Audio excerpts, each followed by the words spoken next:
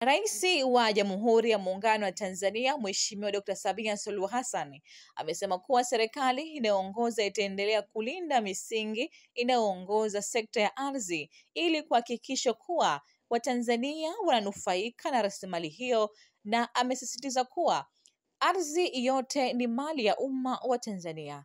Rais Dr. Samia amesema hayo wakati wa hafla ya uzinduzi wa sera ya taifa ya ardhi ya mwaka 1995 toleo la mwaka 2023 lililofanyika katika ukumbi wa mikutano wa Jakaya Kikwete. Rais Dr. Samia amesema kuwa maboresho ya sera hiyo yataimarisha utendaji kazi katika sekta ya ardhi kwa kuimarisha matumizi ya tehama na mifumo pamoja na kuimarisha uwezo wake wa utatuzi wa migogoro, hatua itakayohusisha pia kupitia upya mfumo wa mabaraza ya ardhi na kuimarisha mifumo ya udhibiti wa vyanzo vya migogoro ya ardhi. Rais Dr. Samia amesema kuwa maboresho hayo yanawezesha kujumuisha masuala muhimu ambayo hayakuwemo kwenye toleo la mwaka 1995 ikiwemo uimarishaji wa mipaka ya kimataifa,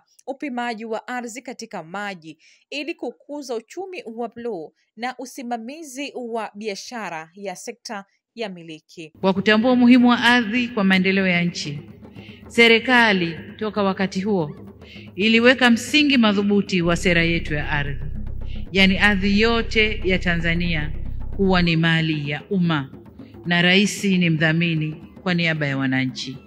Na Mwalimu alisema tukiruhusu ardhi iuzwe kama kanzu, katika muda mchache kutakuwa na kundi dogo la Waafrika wakiwa na ardhi na walio wengi watakuwa watwana, yaani hawana ardhi na hawana msingi wa maendeleo.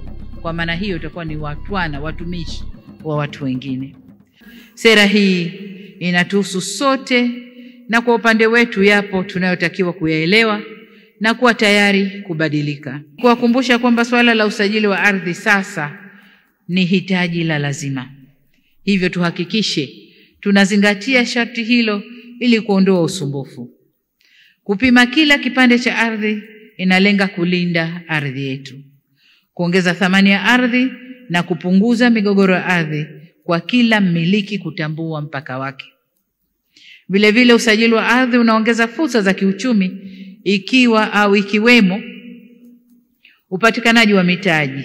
Hivyo twendeni tukasajili ardhi yetu. Kwa upande mwingine, Rais Dr. Samia amesema kuwa sera ya ardhi inayoboreshwa imekuwa sharti la kuwataka wamiliki kusajili ardhi zao, na ili kuimarisha usalama wa miliki, serikali inataka kila kipande cha ardhi nchini kipangwe, kipimwe na kisajiliwe. Zura Salim, SK Online TV.